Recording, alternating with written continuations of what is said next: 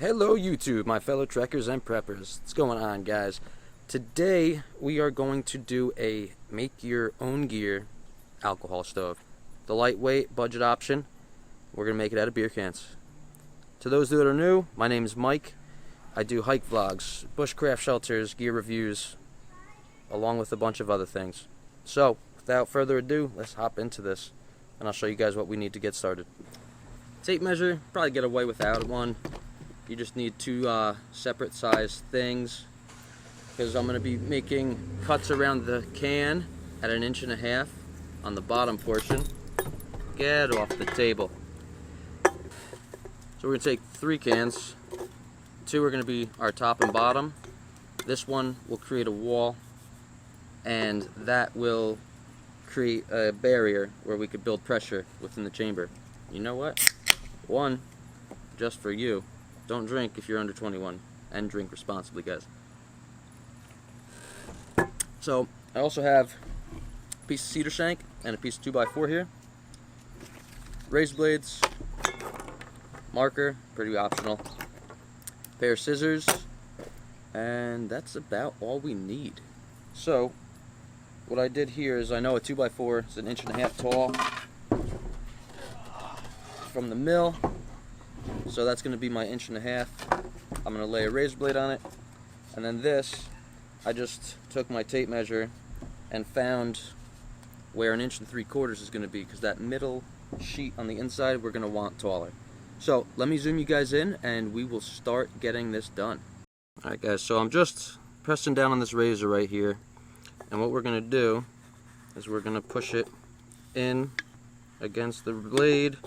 Spin it a few times over just to basically score our metal. Brand new razor will work. An older razor will probably do the job just fine as well, but razors are cheap enough. You could literally just buy them by the bulk packs for a few cents a blade.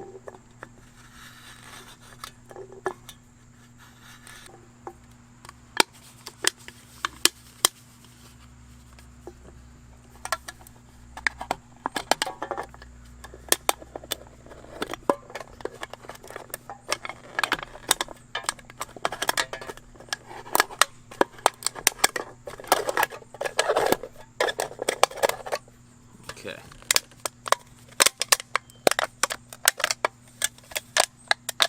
So, once you get through it, you basically seat that blade, see if it'll pry apart gently first. If not, just seat that blade in there, continue to spin, or run it over a couple more times where it hasn't broken.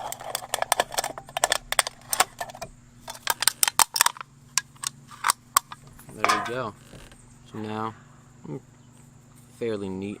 It's a little bent on the edges, but we're going to be using this one as our bottom anyhow. That'll go within the top. Alright, on to the next one. Going to repeat the same process. So I'll either speed this up or I'll just jump you guys to the next clip. So we've got bottom and top cut out and marked.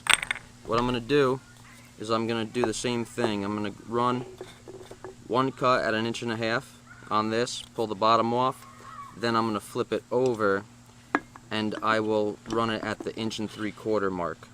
So I know when I have the 2 pieces cut off, I'll be at 1.75 inches. And let me do that and I'll show you guys what I have when I'm done. Alright, so I got the bottom off of this and I do have a score on the top. The easiest way to do this, just push, punch a little hole, and then cut down nice and easy, and then start following the line. What I'm gonna do, cut this extra material off for right now.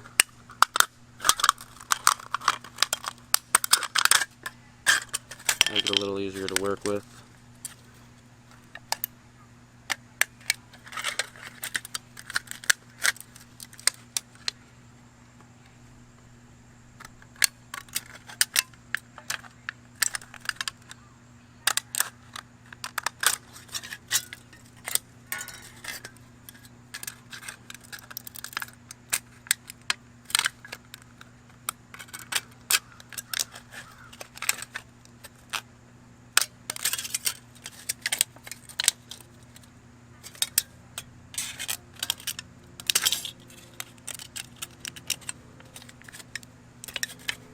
this doesn't have to be perfect, guys.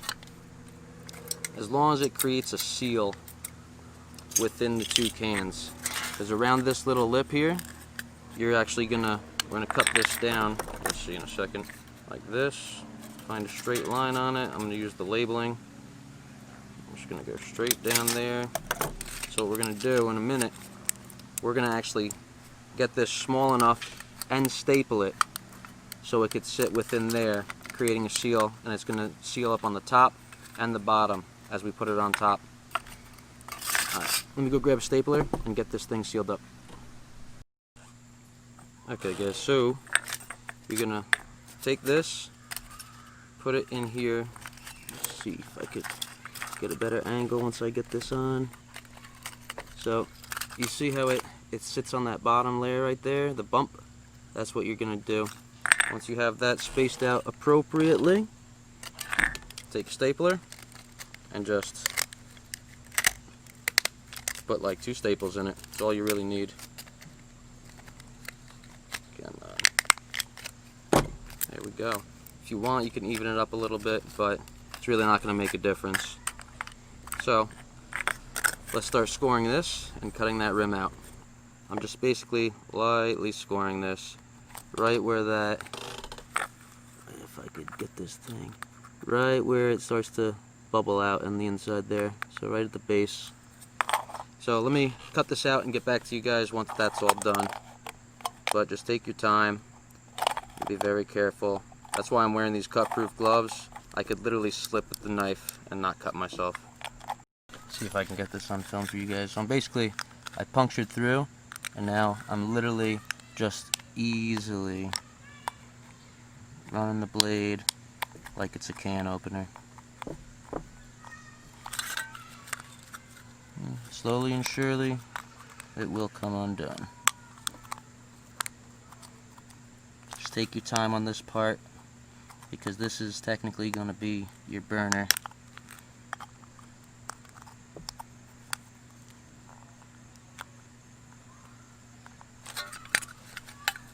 Score it a little bit more if it's giving you trouble.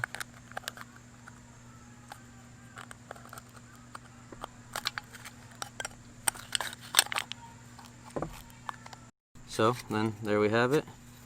This is where we're going to load our fuel from, and they will sit within one another, but there's still a couple more steps we're going to have to do. So next, pair of little needle nose. This is our bottom plate. Literally just going to grab a little bit and twist. About a ½ inch away from each thing. Make it fit a little easier. Try to keep the bends consistent if you can.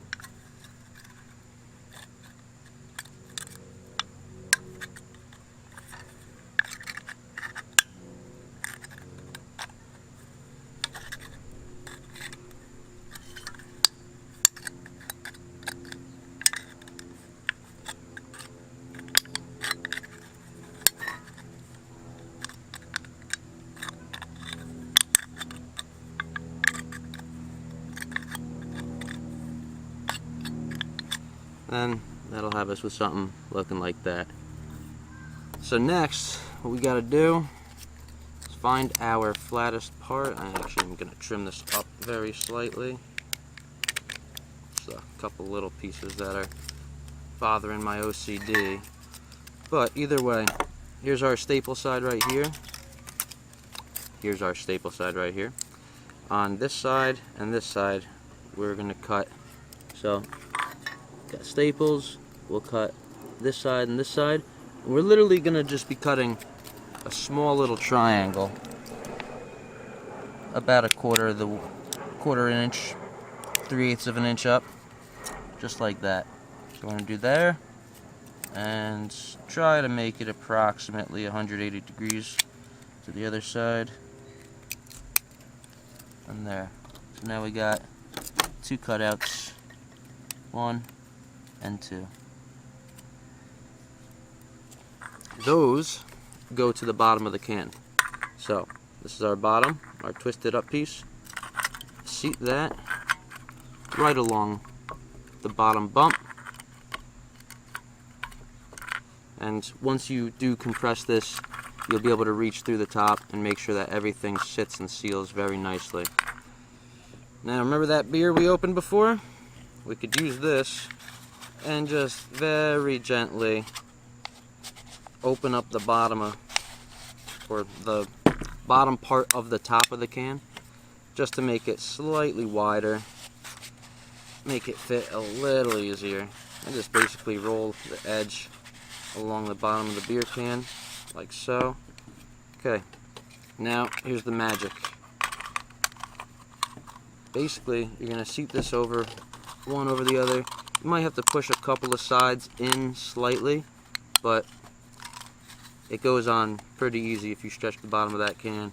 Now, this is where the tricky part is. We want to make sure that inside layer seats under this top to give us our back pressure. So just go slow. And what you're going to do is, see, now I got this side. I'm going to push this side out as I press down, making the two sides seal up nicely. The bottom's not too hard. The top can give you some problems. Okay, hold on. Push that a little bit. Okay. And then, oh, well, my can just split. But a little piece of duct tape will definitely fix that. So, nice and easy.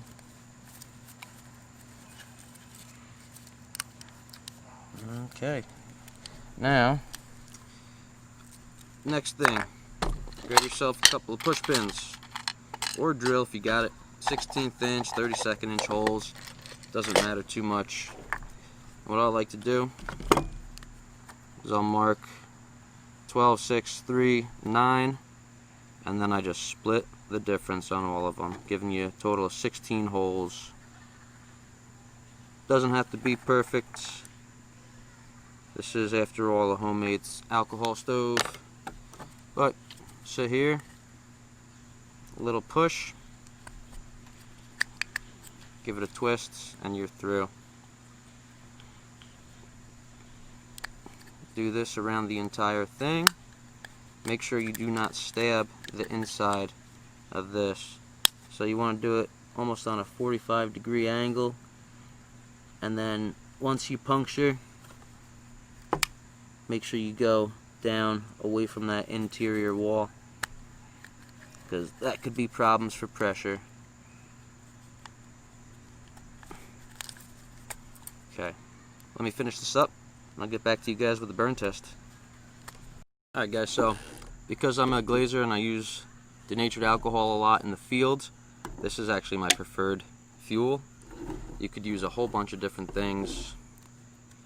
I will let you do your research and find out which fuel you'd like to use best, but all you need, just a little bit, and since we're not going crazy, I just put a little bit to fill up the bottom.